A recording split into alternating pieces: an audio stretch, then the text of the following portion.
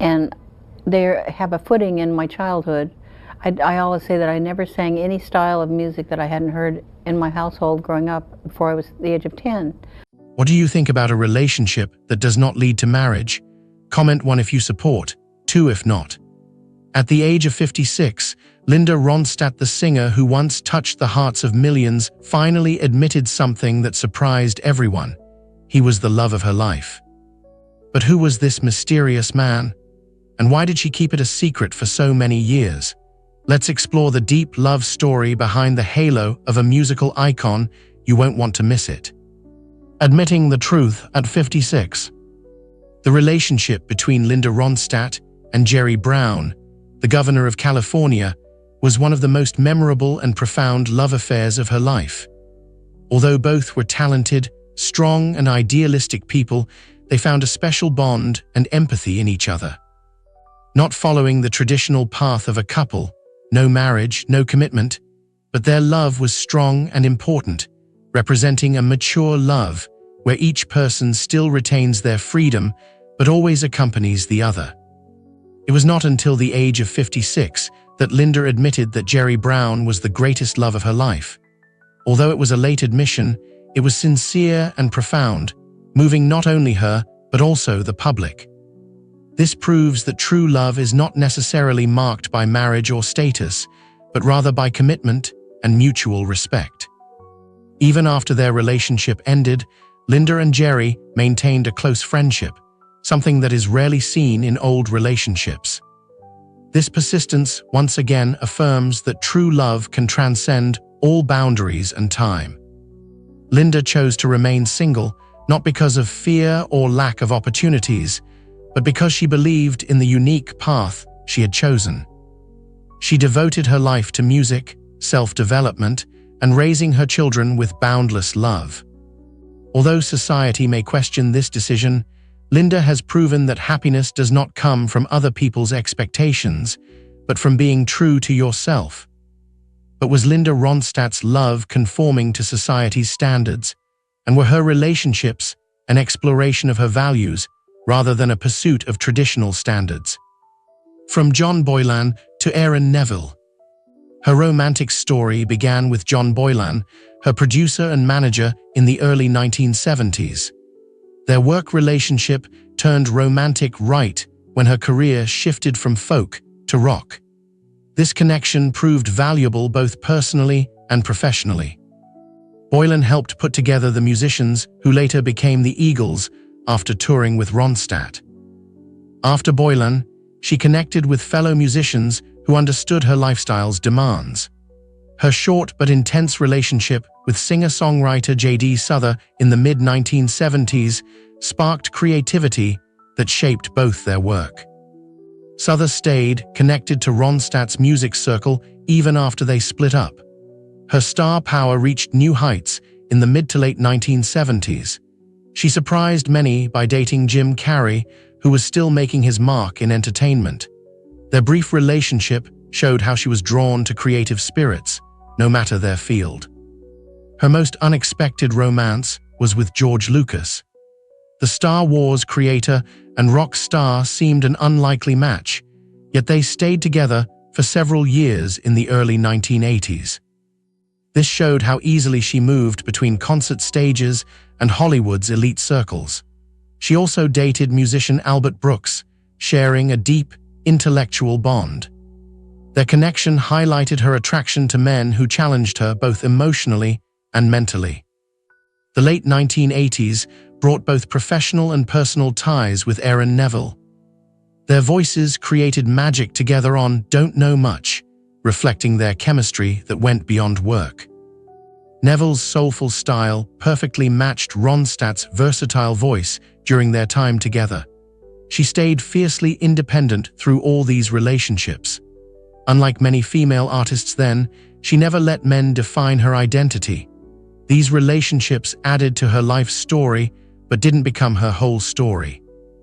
Linda Ronstadt is not only famous for her illustrious music career, but also makes people curious about her interesting love relationships. Is there anything special about her love life? A pattern of high-profile romances. Looking at Ronstadt's relationships reveals interesting patterns about her character and values. She chose partners who respected her independence and career goals.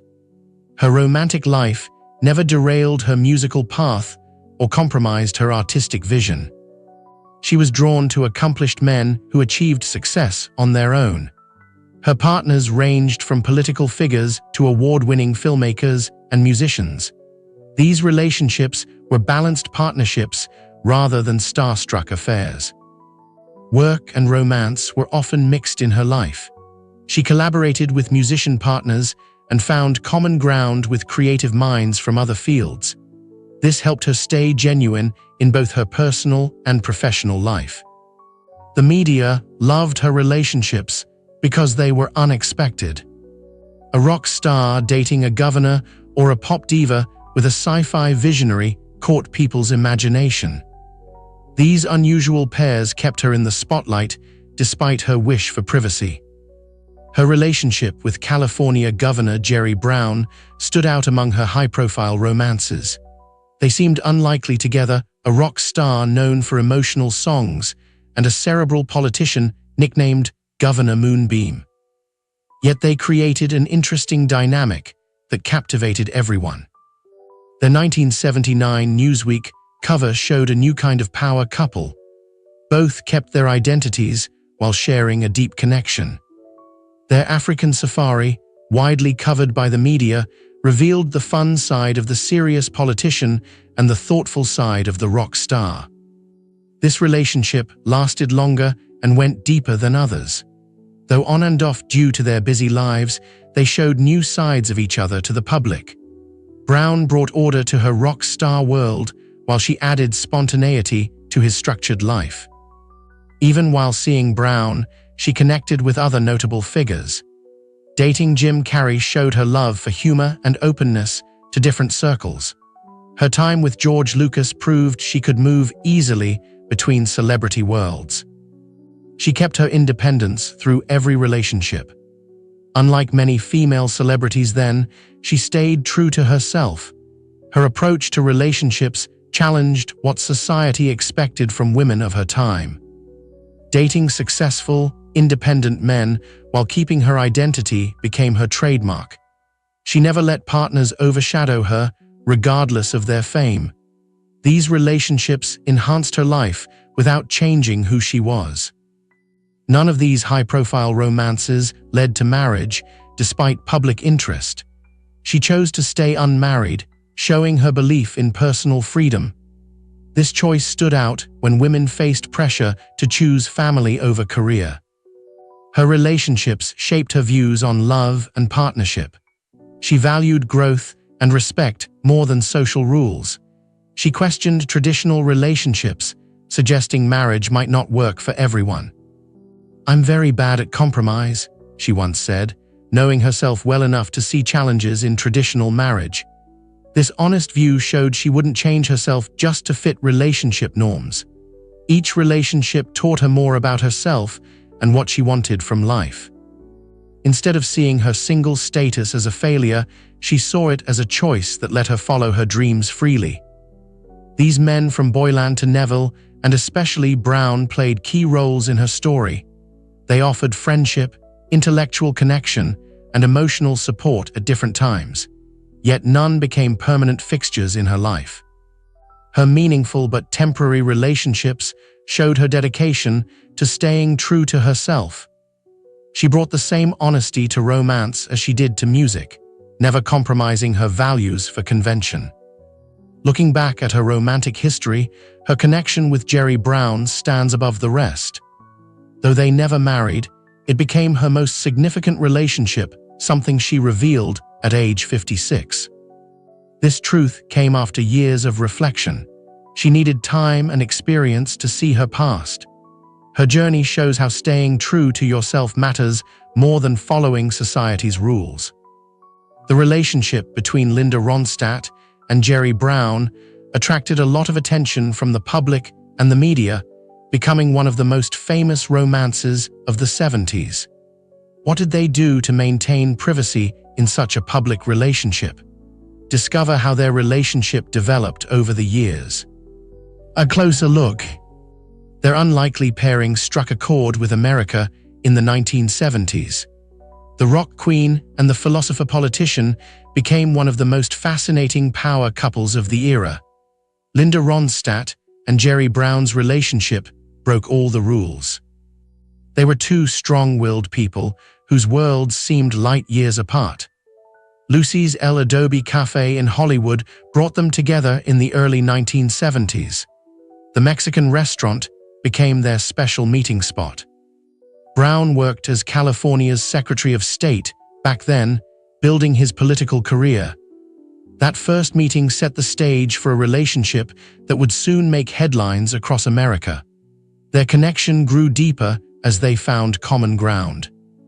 Brown and Ronstadt seemed different in public, but shared many passions.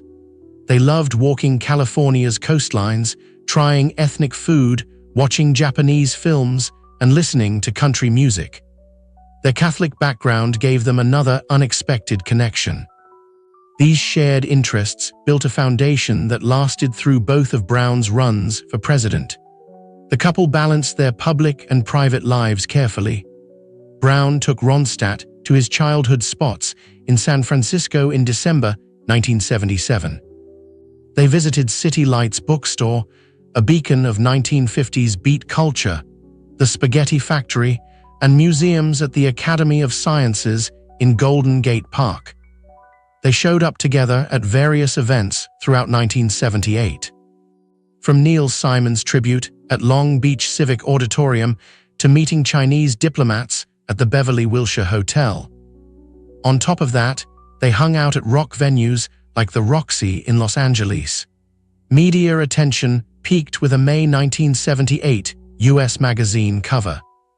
It showed Ronstadt with Brown's smaller photo inset. The Governor and the Rock Queen read the headline with a teasing tagline, "Jerry Brown courts Linda Ronstadt.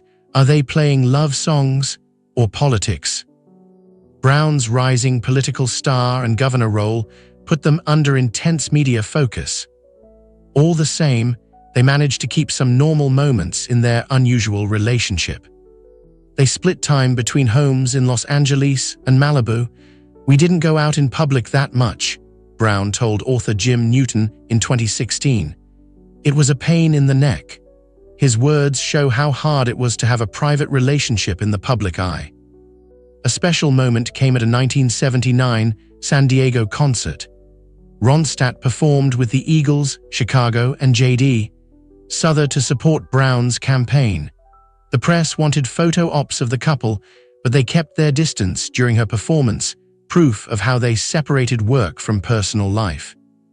A few nights later, Brown jumped on stage when Ronstadt dedicated My Boyfriend's Back to him. Their different personalities and lifestyles made their relationship fascinating. Ronstadt liked Brown's disciplined approach compared to musicians she knew.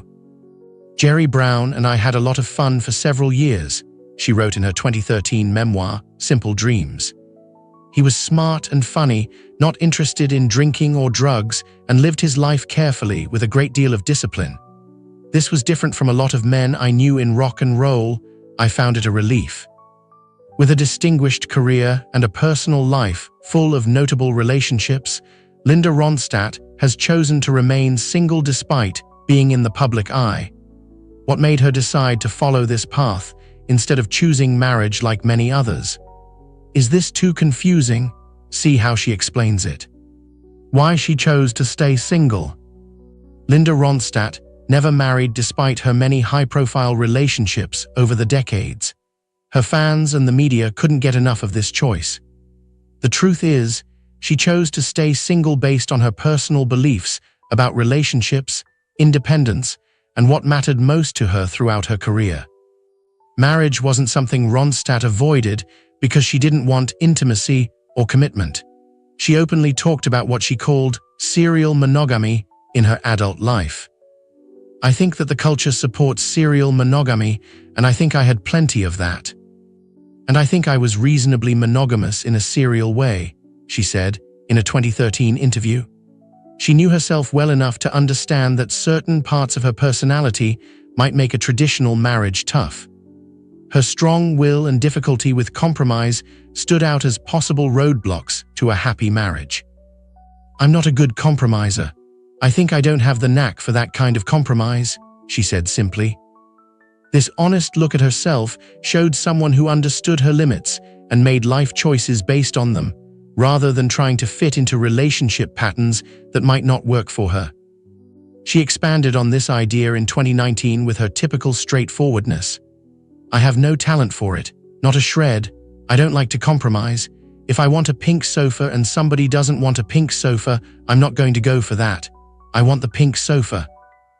This simple example perfectly showed why she wouldn't give up her independence, even in small household decisions. Ronstadt didn't reject relationships altogether. She believed meaningful connections came in many forms.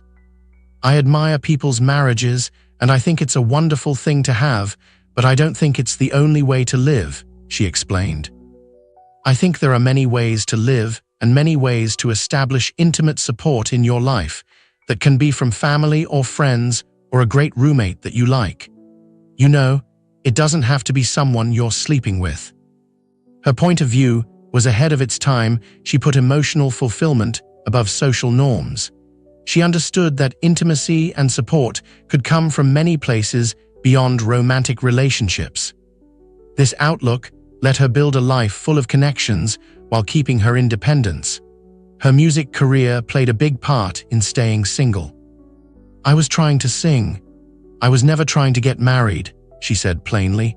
This simple statement said everything about her priorities.